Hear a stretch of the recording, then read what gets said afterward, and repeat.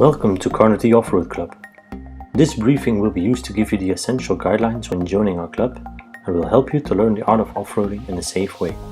Driving off-road is always fun and exciting. That seems to be the most famous lifestyle activities for many locals and expats alike. My name is Gaurav and I've been off-roading since 2006. And I'm here today with my entire team of Carnity Off-Road Club to brief you for your first off-road adventure. Let's start with the first chapter, which is all about preparing your vehicle for your first off-road drive. You should start every drive with a full gas tank. Make sure your vehicle is properly serviced and has good tires, including a spare tire and a healthy battery and sufficient engine fluids. Get familiarized with your 4x4 and its electronic options. Switch off all traction aids such as ABS, ATC, and disable the airbags. Pull the fuses or relays when needed.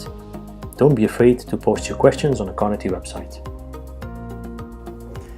Your 4x4 comes most probably with 4 high, 4 low and maybe a diff lock. In the desert, 99% of the times we drive our cars in 4 high. When the time is there to select 4 low or any of the diff locks, your seniors will tell you when to do. Please always drive in 4 high. Fill in your emergency contact details in your Carnity user profile so we have access to your emergency details in case ever needed. Let's talk about deflation. Deflating your tires is essential as it creates a bigger footprint along a track in the sand. While on road you will be driving at 35 psi, going off-road in the dunes will require you to drop the pressure to 15 psi and sometimes lower if you have off-road tires. Use your quick deflator or stem removal tool to deflate and make sure to double check if you are at the correct pressure. Keep your speed below 40 if you drive on tarmac with deflated tires. This chapter shows our health and safety guidelines in order to make your off-road drive safe and pleasant. Never go off-road alone. 2 to 3 cars is a minimum. Always carry plenty of water for every drive. Everyone should wear their seatbelts at all times. Young children should be strapped safely in car seats as per the RTA road regulations. Do not lean out of the car or through the sunroof, and when taking photos, use a proper camera mount. We do not litter or leave rubbish behind, as it kills the wildlife. Make sure your vehicle's tow points are in perfect condition, not rusted or loose. We recommend wearing long pants and closed shoes and adequate protection from the sun. Keep an eye out for engine overheating signs in the car. Notify on the radio and stop your car if the engine is overheating. There are snakes and scorpions in the desert. In the unlikely event that you get bitten by one, it's important to remember those 3 things. Number 1, try not to move. The less you move, the less blood circulation, which is better. Number 2, try to keep the part where you're bitten elevated. Number 3, try to take a photo of the animal. If not possible, try to give as much information that you have about the animal to your fellow off-roader. Only the government hospitals have the antidotes and they will administer the right type based on the description that you gave about the animal. This chapter gives you an overview of the basic essential gear you need when going off-road. Later on, tools like recovery ropes and soft shackles will be explained when you start learning to recover your fellow off-roaders. The first thing you will be needing is a tire deflator. Either a stem removal tool or a quick deflator, whatever works for you. You will also need a tire pressure gauge to verify the pressure in your tires. You should also get a full-size shovel. A full-size shovel has a V-shaped tip, a big handle, and is long enough so it can displace a lot of sand. You should never go and buy a foldable spoon. You should get a first aid kit, a fire extinguisher, a 12-volt compressor for tire reinflation, a 2-way UHF radio with manual frequency setting option, and an off-road flag. This chapter is all about convoy behavior. You should stick to your appointed convoy number at all time. If it gets altered due to some reason, fall back to the same order as soon as you can, but do this safely. You should follow the car in front of you all the time. Try to keep 5 to 10 cars distance in between the cars. Not enough distance might cause accidents, too much distance will stretch the convoy or you might lose the track. If at one point you cannot see the car behind you anymore, Please stop and notify this immediately on the radio so that the convoy can be stopped. If the convoy is not moving due to some stuck or refusal, please be patient and stay safe at your designated position. Playing, side-sloping or any breaking the convoy activities will not be tolerated. This chapter is all about using your radio to communicate with the convoy leaders and other members. You should start your drive with a fully charged radio. Having a spare one is even better. The radio will be used for essential communication only, as it saves the battery life. Language will be English only. You should listen and respond acknowledge to every radio communication promptly. You should form clear messages instead of a single word. Okay, copy. Stand by. Go ahead. Roger that. Try to provide information about who is broadcasting. For example, Grey Pajero, I have a refusal. This helps in convoy driving. After pushing the broadcast button, wait a second and then announce your message. Only one person at a time can broadcast on a channel, so multiple people broadcasting simultaneously will drown out the messages. As a newbie, it's important when you're approaching a dune to go straight up or straight down.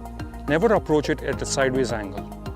Let the car in front of you clear through and then approach the dune. When you're approaching the dune, start off with 30% gas.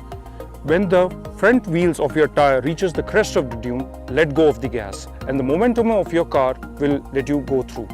In the event, if 30% is insufficient and you're having a refusal, come back down, straight down. Start off from the same position and give 50% gas or 70% gas as needed. Never give it at full throttle, because if that happens, you will fly off the dune and would have frontal damage. Okay, let's go and tackle our first dune. As a beginner, you should always go straight up, straight down when you approach a dune. Never fight gravity in the desert. This is extremely important. Steer down when your car is pulling you downwards. In tall dunes, let the car before you make the attempt and wait at an appropriate distance, but not on the foot of the dune. The car that has crossed the dune should confirm that he has crossed and that the dune is clear. For example, Jeep Wrangler, clear. It is highly advisable to keep your windows open, so based on the engine noise of the vehicle in front of you, you will be able to understand how much power you need to apply to make it over that dune. As soon as your front wheels reach the top, stop applying gas. Let the momentum do the rest. In case of a refusal, announce your vehicle type and color on the radio that you will reverse and make another attempt. Blue Pajero, I will reverse and try again. Once you reach the top of the dune, you'll need to safely descend.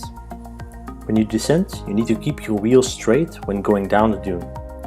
You should never freewheel a slope and neutral, and don't brake too aggressively. This would cause your nose to dig in, and in a worst case scenario might even cause you to flip over. Sometimes when you're coming down a steep incline, what you'll find is that the tail of your car tries to overtake the nose of your car. Now, the first thing to do is not panic. The second thing to do is not stick your brakes on, but what you've got to try and do is steer in the direction of the tail, and that will help you to straighten up again and make your way down safely to the bottom of the dune. If coming down a sharp and steep downward slope, engage 4 low, first gear or D1 in the case of an automatic, and then let the car come down with the help of gravity and engine braking. So when it comes to stopping, please do it gently. Apply the brakes in a very gentle manner, otherwise you're going to dig yourself in, and if possible you can even coast the car until it stops. Do not stop on an incline. If you stop on an incline, be sure that you are perpendicular to the incline itself. If you are not, you risk digging again yourself in, or even worse, tipping the car over toward the side of the incline. If you are stopping while the convoy is moving, because something's happened to the car, please do so while moving away from the convoy line. Step on the side, stop, and call for help if needed. Now, sooner or later, you will get stuck. It is really important to remember that you should always keep calm, because everybody gets stuck and it's a fantastic opportunity to learn. There is no shame in getting stuck. Announce that you are stuck on the radio, Red Wrangler, I am stuck. You can step out of the car and assess the situation when the marshal allows you. Engage in 4 low and try to reverse out upon instruction by the marshal. If needed, take out your shovel and start clearing the sand from the wheels. Always listen carefully to the advice of the senior off-roaders. Switch to low gear as soon as you get stuck. Engage your diff lock if you have one. Never ever give full gas at first. Steer your steering 5 times left, 5 times right, and then give the gas in the gentle burst up to 2000 RPM. Try to move your car forward or backward. You might get unstuck with a crawling rate, but that's okay. Slowly, you will get unstuck and get out of the situation. During a recovery with a tow rope, clear the entire area. There should be no people in the near vicinity. If you're able to recover yourself, that is called a refusal. If you need assistance by tow ropes, shuffling, that is called a stuck. After a few drives, you will learn to distinguish the different types of dunes, and the difference between the hard side of the dunes, which is the rippled surface where the prevailing winds blow, and the soft side. For newbie level, we generally only drive on the harder side of the dune because this is easier. As you climb up the off-road level ladder, you will learn more techniques to approach the dune from different angles. Our club etiquette is heavily focused on community spirit and helping each other out.